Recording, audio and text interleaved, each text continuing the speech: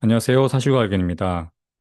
최근에 환율이 많이 올라가면서 환율 이야기를 되게 많이 나오는데 제가 걱정하고 있는 부분은 사실 환율이 올라가는 게 문제가 아니라 최근에 정부나 한국은행에서 하고 있는 움직임을 보면 환율을 좀 컨트롤하려는 그런 정책들을 많이 이야기하고 있습니다. 그래서 제가 보기에는 그게 좀 문제가 될 것 같은데 오늘 소개해드릴 이 경제 이론은 삼위일체 불가론이라는 국제금융에 나오는 내용으로 지금의 상황을 제가 걱정하는 이유를 삼일체 불가론 가지고 한번 설명드려 보겠습니다. 막 어려운 이론은 아니에요. 그냥 조금만 설명드리면 충분히 이해하실 수 있는 부분이니까 과거에 있었던 IMF 사례를 들면서 한번 소개해 볼게요. 우선 삼위일체 불가론이 무엇이냐? 보통 나라를 운영하는 데 있어 요 세 가지 정책을 모두가 다 가지고 싶어 하는데 첫 번째로 독자적인 금융 정책. 뭐 가령 나라가 인플레이션이 오면 금리를 인상하고 또 침체로 가면은 금리를 인하하고 그렇게 자국의 상황에 맞는 금융 정책을 펴는 것을 독자적인 금융 정책이라고 합니다. 근데 뭐 우리나라가 침체가 와서 금리를 낮게 유지하고 싶은데 가령 미국이 높은 금리를 유지한다고 하면은 자본이 미국 쪽으로 많이 이동을 하겠죠. 그래서 독자적인 금융 정책을 유지하는 것 자체가 사실 쉽지는 않습니다. 그래서 보통 요거를 이제 한 축으로 가지고 싶어 하고 두 번째가 고정환율. 고정환율 같은 경우에는 특히 우리나라처럼 수출주도 국가에서는 이 환율이 고정되어 있지 않다는 것 자체가 주는 뭔가 수출업을 운영하는 데 있어서 무역을 하는 데 있어서 변동 환율이라는 것 자체가 리스크를 가지고 있습니다. 단순히 물건을 만들어서 국외로 파는 게 아니라 파는 과정 속에서도 환율이 어떻게 변할지에 대한 환해지를 해야 됩니다. 보통 이게 기업이라는 게 그냥 물건을 사서 물건을 만들어서 해외에다가 파는 거기 때문에 여기서 뭐 환율이 유리하게 움직일 수도 있고 불리하게 움직일 수도 있지만 애초에 환율이 움직인다는 것 자체가 리스크입니다. 그래서 그 리스크를 없애기 위해서 환해지를 거는 경우가 많은데 사실 무역을 하는 입장에서 환해지를 거는 것도 어떻게 보면 다 비용 처리가 되는 부분이기 때문에 고정 환율을 유지하고 싶어 하는 것도 국가 운영하는 데 입장에서는 굉장히 유리한 부분이 있습니다. 그리고 세 번째로 자유로운 외자 이동. 보통 자유로운 외자 이동은 개발도상국 같은 경우에는 아무래도 외국 자본을 받아서 빠르게 성장하려고 하는 그런 니즈가 있겠죠. 특히 우리나라 같은 경우에도 어떻게 보면 IMF 때 외국 자본을 많이 차입을 했다가 그렇게 버스트가 됐던 건데 예, 뭐 미국 같은 경우에는 오히려 성장률이 요즘은 성장률이 낮다라는 말이 되게 무색하긴 하지만 뭐 보통 이제 미국 같은 나라 선진국들은 1, 2%의 성장률을 하고 심지어 그 GDP 상승률의 대부분을 소비가 차지하는 부분이 많단 말이에요. 그래서 보통 자국 내에서 뭔가 내수로 인한 성장보다는 보통 이제 금융업이 많이 발달해 있고 선진국에서는 그래서 선진국에서 개발도상국으로 보통 자본이 이동을 하면서 개발도상국을 다시 성장시키고 그런 자본의 흐름이 이루어지게 되는데 자유로운 외자 이동 같은 경우에는 중국은 보면은 자유로운 외자 이동을 딱 포기한 국가로 볼 수 있죠. 뭔가 후강통이나 뭐 그런 거 통해 가지고 조금 요즘은 좀 개방하려고 하는 움직임을 보이고 있는데 여전히 자유로운 외자의 이동은 중국 같은 경우에는 금지시키고 있다고 보시면 됩니다. 해서 요 세 개의 축을 동시에 가질 수 없다라는 게 요 삼위일체 불가론의 핵심이라고 보시면 됩니다. 그래서 이게 왜 안 되는지 한번 제가 간략하게 한번 예를 한번 들어볼게요. 이제 우리나라를 한번 예로 들어보겠습니다. 우리나라가 지금 경기가 안 좋다 보니까 금리를 좀 낮추고 싶어요. 그래서 금리 자국 내 경제 상황에 맞게끔 금리를 2%로 좀 낮게 유지하고 싶고 환율은 고정환율 1,200원 정도 해서 그냥 픽스 시켜놓고 아무래도 우리나라 같은 경우에는 수출 주도 국가다 보니까 수출하는 기업들 입장에서는 당연히 고정환율을 국가가 보장해 준다고 하면 엄청 유리하겠죠. 그냥 단순히 물건만 잘 만들어서 팔면 되는 거기 때문에. 그래서 고정환율 1,200원 박아두고 그리고 이제 뭐 다른 해외 기업들이 우리나라에 와서 투자도 하는 그런 자유로운 외자의 이동도 개방이 되어 있는 상황입니다. 이런 상황 속에서 미국이 인플레가 와서 기준금리를 2%에서 5%로 인상하게 됐습니다. 이런 상황이 펼쳐졌을 때 단순히 우리나라가 자국의 경기가 안 좋다고 낮은 금리인 2%를 유지할 수 있겠는가? 이미 자유로운 외자의 이동, 이, 여길 열어놨죠. 이런 상황에서 아무래도 한국의 금리가 낮다 보니 자본 같은 경우에는 특히 금리에 민감하게 움직이는 경향이 있습니다. 그래서 금리가 높은 미국 쪽으로 자산이 이동하게 됩니다. 그러면 국내로 들어올 때는 이제 뭐 달러를 팔고 원화로 바꿔서 투자가 이루어졌을 텐데 그 달러를 다시 들고, 그러니까 원화를 팔고 달러를 가지고 미국으로 다시 돌아가겠죠. 그럼 이 고정 환율을 유지하기가 어렵습니다. 한국 내에서는 남아있던 달러가 국외로 유출이 되는 거기 때문에 원화와 달러의 비율이 깨지게 돼요. 해서 달러가 나가는 만큼 한국, 한국은행에서 달러를 넣어줘야겠죠. 시장에다 풀어야 되는데, 아시다시피 외환 보유고는 정해진 수량이, 그러니까 금액이 이미 정해져 있기 때문에 아무리 이거를 뭐 쏟아 부어서 고정환율을 유지하려고 한다고 해도 어려울 수밖에 없죠. 요게 이제 어떻게 보면 우리나라 그 97년도에 IMF에 맞을 때 딱 요런 상황이라고 보시면 됩니다. 요 세 가지를 다 가지려고 했다가 고정 환율을 유지하려고 외환 보유고를 쏟아 부었고 더 이상 외환 보유고가 없자 국가가 요 고정 환율 당시에는 900원 정도였습니다. 그래서 그 900원을 유지시킬 수 없는 상황이 되자 외환 보유고가 바닥이 났고 그걸 눈치챈 외국 자본이 이탈하면서 환율이 그때 아마 1,900원까지 치솟았을 거예요. 더 이상 유지할 수 없는 그런 상황이 펼쳐졌다고 보시면 됩니다. 그래서 국외의 상황에 맞춰서 기준금리가 어쩔 수 없이 움직일 수밖에 없는 그래서 요 중에 하나를 포기해야 된다. 세 개를 다 가졌을 때 우리나라가 좀 잘 안 됐던 상황이 그 IMF라고 보시면 됩니다. 두 번째는 우리나라가 이제 뭐 인플레이션이 와서 기준금리를 올리고 싶어요. 여전히 미국은 그냥 2%를 유지하고 있는데 인플레이션이 온 상황입니다. 그럼 이제 똑같이 미국에서도 또 2%고 한국이 5%다 보니 금리를 쫓아서 외국 자본이 국내로 들어옵니다. 그럼 어떻게 될까요? 달러가 이제 많아지니까 원화가 부족해져서 오히려 환율이 아래로 내려가겠죠. 원화가 비싸지겠죠. 달러가 국내로 많이 유입이 되다 보니. 그럼 어떻게 해야 될까? 한국은행에서 원화를 풀어서 환율을 맞춰줘야 되죠. 뭐 원화 찍는 거야 뭐 한국은행에서 얼마든지 찍어낼 수 있으니까 사실 그거는 어떻게 보면 무한이긴 한데 잘 생각해 보면 고정 환율을 유지하기 위해서 원화를 풀다 보면 아까 말씀드린 애초에 금융 정책인 인플레를 막으려고 기준금리를 올렸는데 한국은행에서 또다시 원화를 쏟아붓고 있는 상황이 되죠. 그래서 사실상 목표로 했던 인플레이션을 잡는 거는 어려운 상황이 돼버립니다. 그래서 제가 지금 두 가지 사례를 가지고 요 세 가지를 동시에 유지하기가 어려운 이유를 제가 설명을 드렸는데 요게 이제 그냥 삼일체 불가론의 핵심 이론이라고 보시면 됩니다.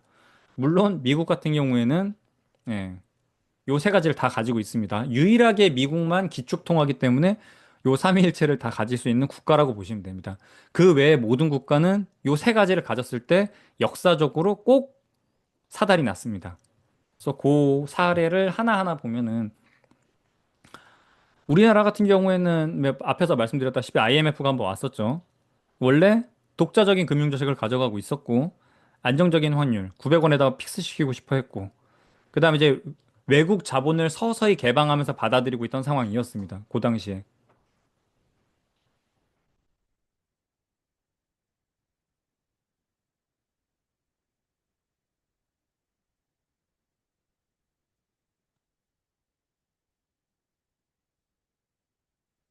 그래서 그 상황에서 요거는 이제 뒤쪽에 제가 좀 더 자세히 설명드릴게요. 한국 사례는. 금융정책 같은 경우에는 홍콩은 태그제를 선택했습니다. 고정환율을 선택했어요. 그래서 외국 자본의 이동은 뭐 아시다시피 홍콩은 금융의 허브였기 때문에 이 두 가지를 가지고 나머지 하나인 독자적인 금융정책을 포기했습니다. 그래서 어떻게 됐냐? 부동산이 엄청 폭발적으로 상승하고 있을 때 금리를 올려서 대출을 좀 조였어야 되는데 그걸 하지 못하다 보니 부동산 가격이 어마어마하게 올라가 있는 상황입니다. 그래서 최근에 뭐 독박 투어 보시면은 홍콩에 그 친구들 놀러 간 게 나오는데 뭐 몇백억이다 막 이런 얘기가 막 나옵니다, 거기. 근데 실제로 홍콩은 부동산 가격이 정말 천정부지로 올라가 있어요. 그래서 그렇게 국내 상황에 맞게끔 금융정책을 하지 못했던 게 홍콩의 사례라고 보시면 되고, 아까 앞에서 말씀드린 대로 중국 같은 경우에는 후강통을 통해서 요 자유로운 외자 이동을 한번 살짝 열었다가 여기도 이제 외환보유고 1조를 순식간에 털리고 다시 후강통을 맞게 되는 그런 사례가 과거에 있었습니다. 그래서 오늘 제가 한국의 사례를 한번 예로 들 텐데 뭐 반응이 괜찮으면은 이 뒤에 하나하나 홍콩 썰이랑 중국 썰도 한번 같이 말씀드려 볼게요. 그래서 오늘은 그냥 한국의 환율 이야기를 제가 하고 싶었던 거기 때문에 한국의 사례를 한번 들어보겠습니다. 97년도에. 당시에 보면은 환율이 90년대부터 제가 지금 그 IMF 일어나는 97년까지 요 앞에를 잡은 자료를 긁어 온 건데 보시면 800원 정도에서 그냥 플러스 마이너스 100원 정도로 지금 컨트롤하고 있는 걸 볼 수 있어요. 그래서 환율은 고정 환율로 박아놓고 왜냐면 이때 수출을 엄청 많이 했기 때문에 아직 막 금융이 발달한 것도 아니어서 뭐 환해지를 건다 뭐 이런 개념 자체가 없습니다. 그래서 수출 기업들한테 좀 유리하게 해주려고 고정 환율을 채택한 부분이 있었고 그래서 일단 보시면 고정 환율 하나 잡았습니다. 세 가지 중에서 하필이면 근데 그 당시에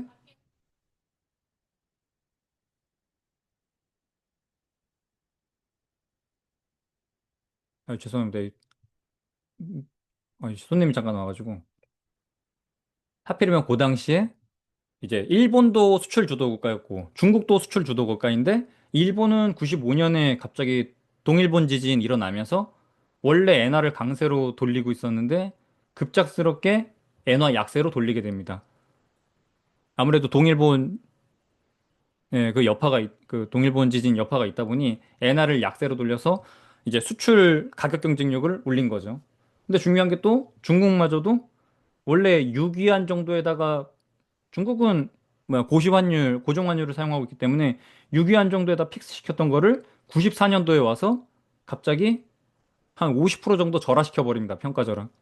해서 요게 지금 8점 후반까지 이제 위안화를 절하시켜 버리는데 보면은 이 당시 아시아에서 뭐 전 세계 공장 역할을 하고 있던 중국도 그렇고 뭐 일본도 어마어마한 수출 주도 국가였고 특히나 우리나라랑 경쟁하고 있던 국가인데 중국도 일본도 자국 통화를 약세로 만들어서 수출 가격 경쟁력을 가져가고 있는 상황에 우리나라만 이렇게 고정 환율을 유지하고 있었던 거예요. 그래서 어떤 일이 발생되냐 보시면 90년대부터 요 IMF 일어나기 직전까지 우리나라가 수출해서 달러를 들고 오는 양 자체 그러니까 경상수지가 적자가 납니다. 이때. 그래서 국내에 달러가 부족한 상황이 발생됩니다. 그래서 어떻게 돼요?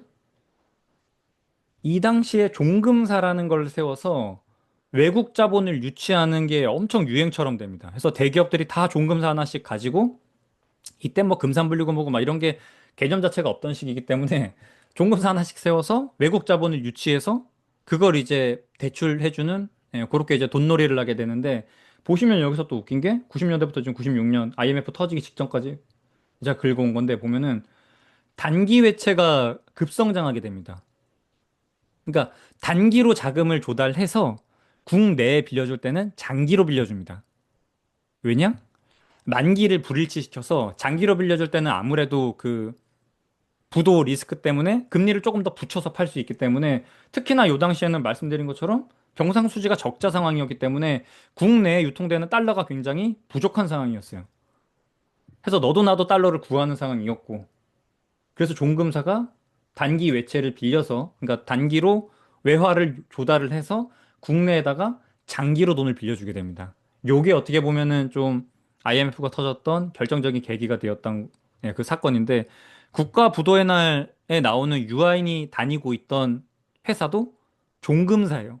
지금은 종금사라는 개념 자체가 없는데, 왜냐면 이게 IMF 때 다 그때 다 나가리 되는 바람에. 그래서 요게 이제 딱 어떻게 보면 시한폭탄처럼 만기를 불일치시키면서 갑자기 단기 외채에 대한 상환 요구가 들어오면서 이제 외환 위기가 왔던 거죠, 우리나라에는.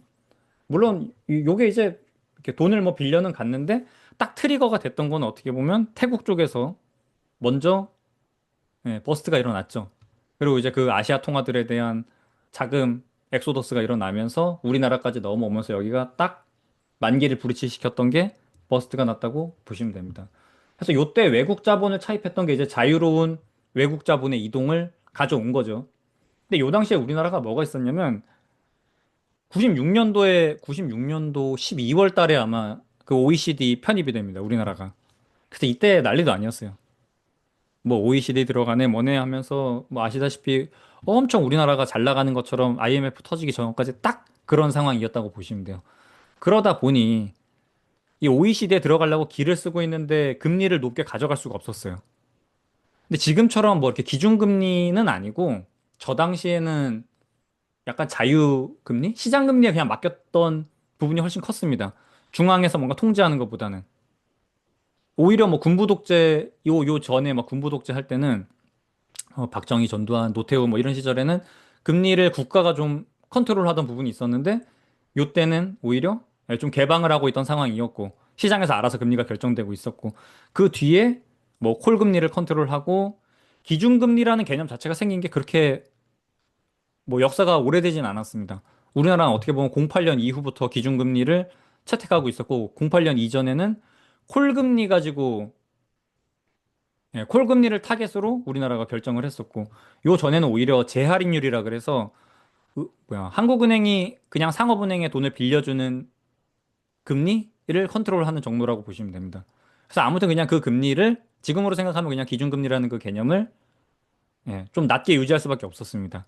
왜냐하면 OECD 국가에 들어가려고 기를 쓰고 있던 상황이기 때문에. 근데 물론 뭐 그 당시에 이렇게 금리가 국외 다른 나라들의 금리가 그렇게 뭐 나이스한 상황은 아니었어요. 이렇게 막 왔다 갔다 하죠, 보면은. 미국도 금리가 뭐 3%까지 내려갔다가 또 인플레 와서 6%까지 올리고 엄청 금리 변화가 국외에서는 급격하게 일어나고 있는데 우리나라만 그냥 뭐 시장 금리에 맡겨놓은 그런 상황이었습니다. 그래서 뭐 재할인율 가지고 컨트롤 한다고 해도 요 당시에는 정말 금리가 물론 우리나라가 요때 성장률도 엄청 높은 보시다시피 막 10%막 요런 때였기 때문에 금리 편차 자체가 엄청 컸어요. 요때 룸 자체가. 지금이야 뭐 경제 성장률이 뭐 2% 3% 이러니까 여기에 맞춰서 금리가 되게 좁은 폭으로 왔다 갔다 하지 이때는 엄청 브로드하게 금리가 형성됐다고 보시면 돼요. 특히나 시장에 맡겨놓은 상황이었기 때문에. 이제 이런 때 이제 뭐 IMF 와가지고 터지고 하면서 점점 한국은행이 금리를 이제 뭐 콜금리 관리하고 기준금리 관리하고 이런 식으로 넘어왔다고 보시면 됩니다.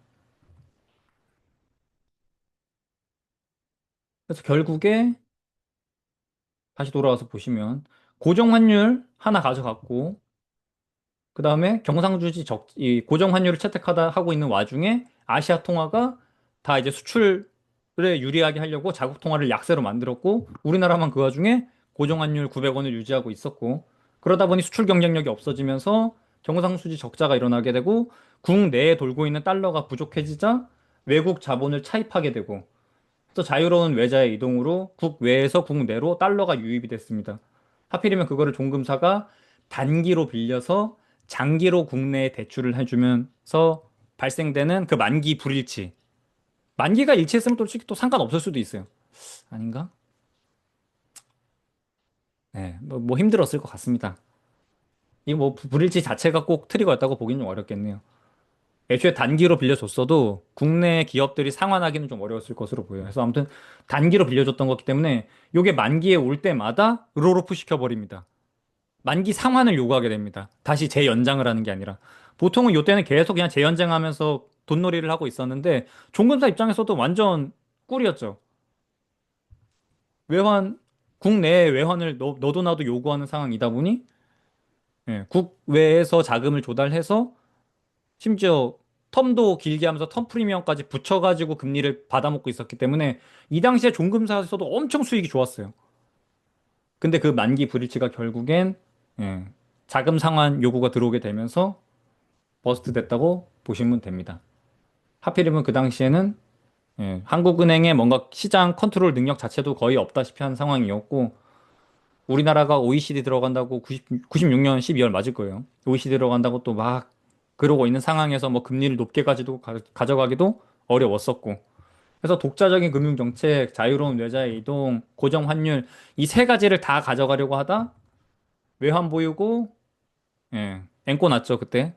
그러면서 IMF에 가서 다시 외화를 조달하게 됐던 게 그 당시의 상황이라고 보시면 됩니다. 그래서 그때 IMF가 조건부로 빌려줬었는데 뭐 금리를 뭐 어떻게 뭐 올리고 그다음에 종금사 그때 이제 뭐 부실 금융기관들 다 정리하고 요 당시에 이제 이때 이제 자본시장이 본격적으로 개방되기 시작했죠. 지금 삼성전자 아직도 한 50%가 한국 저기 외국인들이 가지고 있죠. 그 다 배당금으로 다 이제 한국 뭐야 삼성전자가 돈 열심히 벌어도 배당금으로 밖으로 이제 다 나간다고 보시면 됩니다.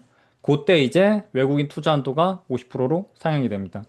그다음 뭐 아시다시피 요 당시부터 노동시장 유연화라 그래가지고 이제 비정규직 많이 생기게 되고 근데 요거는 외국 자본이 한국에 있는 기업들 털어먹으면서 털어먹어야 되는데 아시다시피 강성노조가 막 있다 보니까 좀 잘라낼 사람들 잘라내고 하면서 기업을 다시 일으켜 세워야 되는데 예, 그런 것 때문에 요 노동시장 유연화를 했다고 보시면 돼요. 제가 오늘 드리고 싶은 말은 지금 한국은행이 하고 있는 게 어떻게 보면 한국은행뿐만이 아니라 정부가 하고 있는 게 환율을 잡기 위해서 하고 있는 상황들이 이 당시 상황과 굉장히 비슷합니다. 우리나라는 이 삼위일체 불가론에서 고정 환율을 포기한 국가예요. 변동 환율제를 채택했단 말이에요. 어느 정도 개입은 할 수 있지만 이렇게 대놓고 뭐 지금 뭐 서학개미한테 뭐 저 뭐야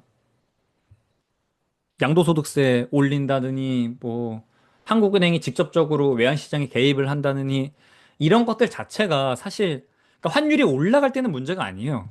중요한 거는 환율을 막으려고 할 때가 문제가 됩니다. 오히려 어떤 압력이 생겨서 환율이 올라가거나 내려가거나 하는 거는 그냥 자연스러운 현상이에요. 그좀 국민들이 좀 힘들어질 수는 있겠죠. 근데 나라가 망하진 않는다고요. 근데 지금처럼 환율을 컨트롤하려고 한다? 삼일체 불가론을 어긴 나라에서 한 번도 똑바로 되는 꼴을 본 적이 없습니다. 그래서 저는 사실 지금 이렇게 환율을 컨트롤하려고 하고 있는 그 자체가 변동 환율을 채택한 우리나라에서 고정 환율을 고집하려고 어떻게 보면 고정 환율인 거죠. 나라가 원하는 대로 환율을 맞추고 싶어 하는 거니까. 오히려 이럴 때 사달이 나더라. 그래도 뭐 다행인 거는 지금 외환 보유고는 잘 유지가 되고 있습니다. 지금 뭐 외환 보유고가 늘어나고 막 이런 부분이 있는데 요거는 외환 보유고 관련된 부분은 제가 나중에 한번 설명을 드릴게요.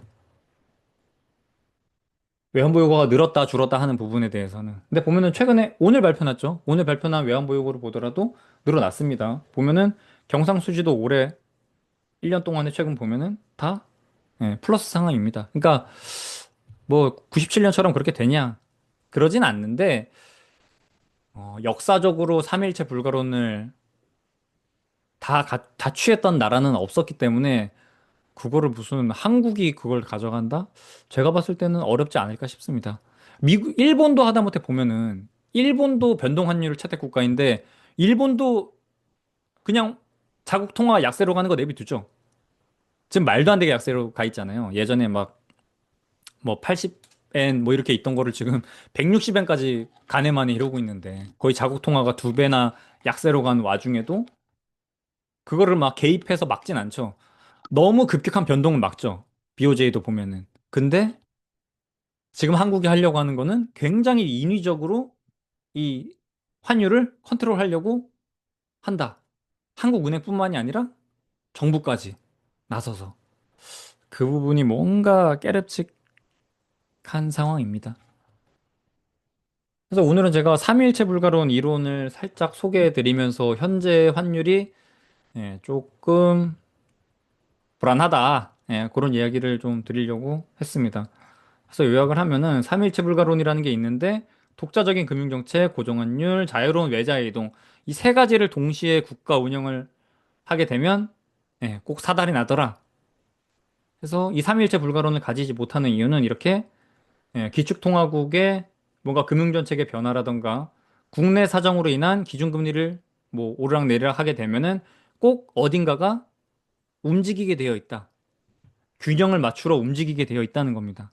이게 다 뭐 컨트롤할 수 있는 게 아니라. 특히나 여기서 어떻게 보면은 제일 중요한 게 이 자유로운 외자의 이동이 가장 중요합니다. 자본이라는 경우는 결국에는 돈을 쫓아서 움직이기 때문에 이거 두 가지를 고정을 시킬 수가 없습니다. 우리가 원하는 대로. 기준금리라던가 환율을. 그 얘기가 결국엔 3일체 불가론이라고 보시면 돼요. 그 핵심이. 3일체 불가론을 어겼던 국가 3개, 한국, 예, 결국에는 요 안정적인 환율을 포기했죠. 그래서 우리나라도 97년부터 변동 환율을 채택했습니다. 홍콩은 페그제로 환율을 고정했는데 금융 허브로서 이제 자유로운 외자 이동을 허락하다 보니 독자적인 금융 정책, 자국 내 상황에 맞는 금융 정책을 펼 수가 없어서 특히나 홍콩 같은 경우에는 미국이랑 당연히 기준금리를 일치시켜야겠죠. 페그제로 되어 있는데 홍콩이 1%고 미국이 5%다. 그럼 당연히 페그제니까 당연히 다 바꿔서 미국으로 나가겠죠. 왔다 갔다 계속 그냥 베이시스 트레이드가 가능할 거예요. 그래서 여기는 미국에 따라서 그냥 어쩔 수 없이 기준금리가 왔다 갔다 하는 자국 내 독자적인 금융정책을 포기했고, 세 번째는 중국 같은 경우에는 아시다시피 후광통을 잠깐 열었었는데, 예, 환율에서 이상이 생기면서 외환보유고 1조가 이때 진짜 짧은 기간에 1조가 털렸어요, 그냥. 그러고 바로 후광통 다시 막아서 지금도 여전히 예, 외자의 이동을 포기한 상황입니다.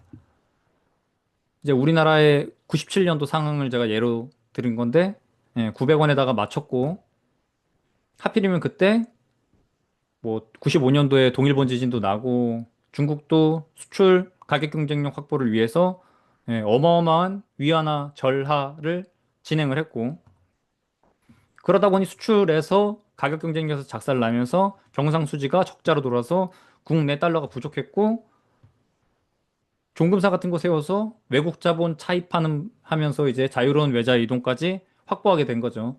그랬더니 외환보유고가 앵꼬나면서 버스트가 됐다. 그러면서 이제 환율이 솟구쳐 오른 거죠. 그 결과가 이렇게 900원에 있던 게 지금 뭐 1100원 뭐 이렇게 원래 있었는데 저번 영상에서 제가 말씀드렸지만 저는 지금 한 1300원 정도가 어떻게 보면 노멀라이즈 된 게 아닌가 그렇게 보고 있습니다. 구조적으로 바뀌었다. 제가 보기에는. 근데 심지어 최근에 자꾸 환율에 개입하려고 하는 움직임이 있는데 3일체 불가론을 어긴 국가 중에서 멀쩡했던 나라가 없다. 차라리 그냥 환율이 올라가게 두는 게 훨씬 뭐 안정적이라는 표현이 그렇지만 오히려 막았을 때 문제가 생길 것 같다. 이렇게 설명드리면 될 것 같습니다. 그래서 오늘은 제가 3일체 불가로 뭐 설명을 드렸는데 나중에 기회 되면 제가 홍콩이랑 중국 편도 한번 예, 소개해 보겠습니다. 거기도 되게 재밌어요.